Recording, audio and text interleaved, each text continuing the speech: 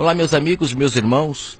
Algumas pessoas têm pedido para que eu grave as mensagens em resumo, para ficar mais fácil a divulgação, e depois as pessoas achando interessante, elas podem ouvir a mensagem na íntegra no canal Adorando em Espírito. Então eu vou falar hoje sobre a história da mulher samaritana de uma forma reduzida, para que todos possam compreender de uma maneira global o que aconteceu nesta passagem. Por favor, antes de julgar, ouça a mensagem e depois faça sua análise. Muitas pessoas, por terem aprendido errado sobre essa passagem, repassam essa mentira de que os maridos da mulher samaritana eram homens, quando na verdade eram deuses que aquele povo adorava em Samaria, nos montes inclusive que ela comenta na própria passagem. Qual é o objetivo de não deixar claro para todas as pessoas que os samaritanos adoravam deuses dos montes? É porque até hoje esses deuses continuam sendo adorados. E se disser que eles adoravam deuses, quando se diz que a besta ressuscitou, muitas pessoas compreenderão que a besta está aí até hoje. Esses deuses estão dominando o mundo até hoje. É interessante se desprender dessas mentiras para poder buscar o Pai no Espírito e não mais na carne. O texto de João 4 inicia dizendo que o Messias batizava mais do que João e isso estava incomodando os fariseus. Por isso ele foi da Judéia para a Galiléia. O Messias, quando batiza, liberta as pessoas e isso prejudica o sistema religioso. E por que prejudica? Porque as pessoas deixam de sacrificar e começam apenas a obedecer. Diz o texto de João 4 que o Messias, indo para a Galiléia, teria que passar por Samaria. E ao passar por Samaria, ele se depara com o poço de Jacó. E no poço de Jacó estava a mulher samaritana tirando água. Só pelo fato de ela estar tirando água no poço de Jacó já demonstra que ela era de uma das tribos de Israel. Samaritana era porque ela morava em Samaria e por isso carregava esse nome. No verso 12 ela mesmo diz: "És tu maior do que Jacó nosso pai?" Ou seja, ela era uma israelita.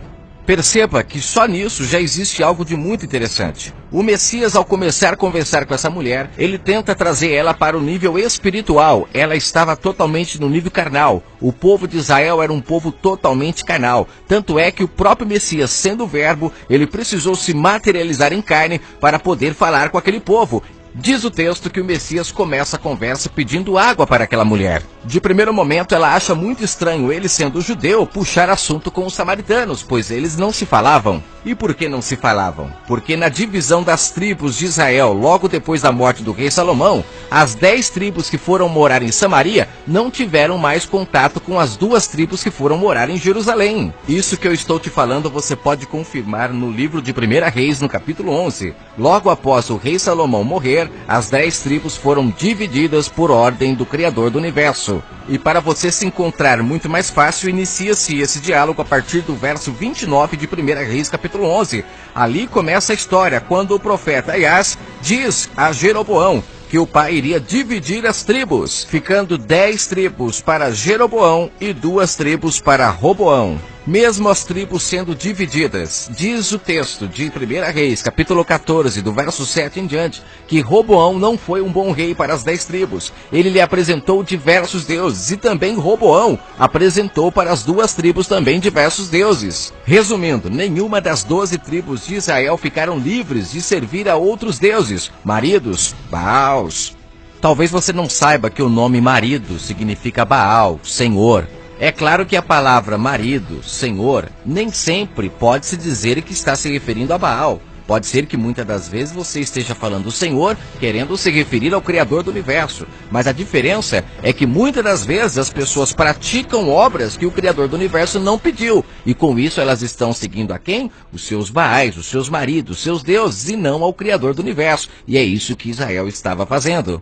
Como saber quem é que está buscando de forma certa ou errada? O próprio Messias vai deixar claro à mulher samaritana logo mais no texto que o verdadeiro Criador, o verdadeiro marido, se busca no Espírito, não se busca na carne com obras físicas. Calma que você vai entender isso melhor no diálogo de Jesus com a mulher samaritana. A partir do verso 9 começa o diálogo. O Messias pede água para ela e ela acha estranho ele, sendo judeu, falar com os samaritanos. Já mencionei sobre isso. Seguindo, verso 10, ele diz a ela: "Se você soubesse com quem você está falando, você é que me pediria água, pois eu tenho água viva." Ela, por sua vez, por ser carnal, não compreende as palavras do Messias e lhe pergunta: "Como é que você vai me dar água viva se você não tem nem como tirar água do poço?" Ela estava enxergando tudo fisicamente. É aqui que ela menciona: és tu maior do que Jacó, nosso pai, que nos deu o poço? Olha que interessante, ela era israelita. O Messias, percebendo que ela não havia compreendido o que ele diz, ele pega mais pesado, ele vai mais fundo, pois o objetivo era abrir a mente dela para o mundo espiritual. Ele disse: qualquer que beber desta água tornará a ter sede, mas aquele que beber da água que eu lhe der nunca mais terá sede, porque a água que eu dou nunca falta, ela jorra para a vida eterna. No verso 15, essa mulher, ainda enxergando fisicamente, ela pede essa água, talvez pensando que iria facilitar a sua vida, não teria mais que buscar água no poço, mas aí o Messias dá a cartada final, e nesse momento ela abre o entendimento para o mundo espiritual.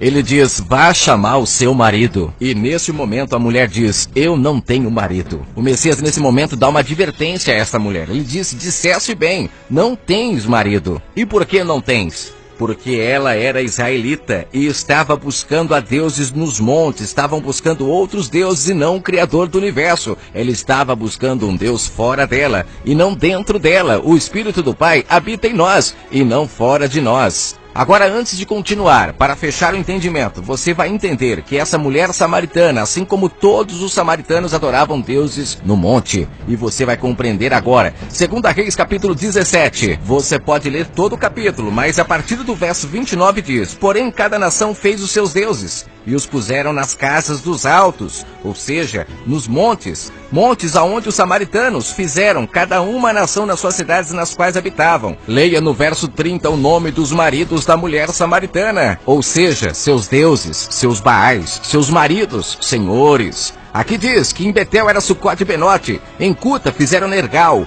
em Amate fizeram Azima, e por aí vai. Leia e feche o seu entendimento. Dê uma pausa. Leia o que está escrito em 2 Reis, capítulo 17. Depois vamos voltar para João 4, dando sequência para finalizar este resumo. E disse Jesus, em João 4, verso 17, disseste bem, não tenho marido. Você é israelita, e o Deus que você busca nesses montes, nesses altos, não é o verdadeiro Criador do universo. Nesse momento, a mulher entende o que ele estava querendo dizer e diz: vejo que tu és profeta. Nossos pais adoravam neste monte, é verdade. Eles adoram vários maridos, mas vós existem em Jerusalém, aonde devemos adorar. Perceba que em Jerusalém também tinham deuses que estavam sendo adorados pelos israelitas. Você acha que eu estou louco? Então vamos ler. Em 1 Reis, no capítulo 14, do verso 21 em diante, diz que Roboão, que ficou com as tribos de Jerusalém, também levantou altos em Jerusalém para o povo adorar. Leia na sua Bíblia. Em Ezequiel, capítulo 8, está mais bem explicado, a partir do verso 14. Leia todo o capítulo, mas a partir do verso 14 diz: e levou-me à entrada da porta da casa do Senhor, que está na banda do norte, e eis que estavam ali mulheres assentadas chorando a Tamuz, deus babilônico, e disse-me: viste, filho do homem, verás ainda abominação maiores do que esta. No verso 17 diz: então me disse: viste, filho do homem, a coisa mais leviana para a casa de Judá do que esta abominação que fizeram aqui? Judá era o povo de Jerusalém. A partir do capítulo 9 de Ezequiel, o Pai manda pôr um selo naqueles que não estavam contaminados com essas abominações. Mas aqueles que já estavam contaminados com essas adorações aos baais, aos maridos, aos senhores, esses, infelizmente, já estavam selados com a marca da besta. A mulher samaritana em João 4, após entender que os maridos que o Messias estava se referindo eram os maridos dos montes, os 5 maridos que ela já havia adorado, e que agora o que ela estava adorando não era o dela, quando ela compreende que eram os deuses, ela então faz uma pergunta: qual é o verdadeiro marido então? E o Messias diz: o verdadeiro marido é adorado no Espírito e não na carne. Não é nos montes e nem em Jerusalém. No verso 22 ele diz: vós adorais o que não sabeis. Nós adoramos o que sabemos, porque a salvação vem dos judeus. Ou seja, existia uma promessa. A promessa era que da tribo de Judá nasceria um que pisaria a cabeça da serpente. É por isso que ele diz que a salvação vem dos judeus. Por causa disso. Não porque o povo adorava no templo, porque ele mesmo disse: não adorarás nem no templo, nem nos montes, mas em espírito, pois o Pai busca os que assim o adorem. Se você parar para prestar atenção, todas as vezes que o Messias ia no templo, ele ia para falar a verdade e libertar o povo das mentiras e dos fermentos dos fariseus. Percebeu que toda essa história é espiritual? Não tem nada a ver com maridos físicos? Você que compartilha essa mentira de que os maridos da mulher samaritana eram homens, eram maridos físicos, pare hoje, ou então pagará caro diante do Criador do Universo por não abrir os olhos das pessoas. E se você estava cego até hoje, hoje acaba a sua cegueira. Abra os olhos espirituais. E só para finalizar, não pense você que tudo isso acabou na cruz, porque não acabou. No Apocalipse 13 está escrito que a besta ferida na cabeça ressuscitou. Quem a feriu? O Messias. E ele mesmo disse em Marcos 12, vocês roubarão a minha herança para continuar enganando o povo. Não se esqueça, a besta tem 7 cabeças. A mulher samaritana tinha passado por ela já 5 maridos, 5 cabeças da besta. A sexta era a que ela estava adorando em tempo real, quando conversava com o Messias. Mas ele deixou claro para ela, este não é o seu marido, esta é uma das cabeças da besta. Abandone e busque o Pai no Espírito. Logo depois de falar a verdade para muitas pessoas, a besta então perdeu o seu poder. As pessoas começaram a nascer do Espírito, mas logo depois, homens maus se infiltraram no meio do rebanho,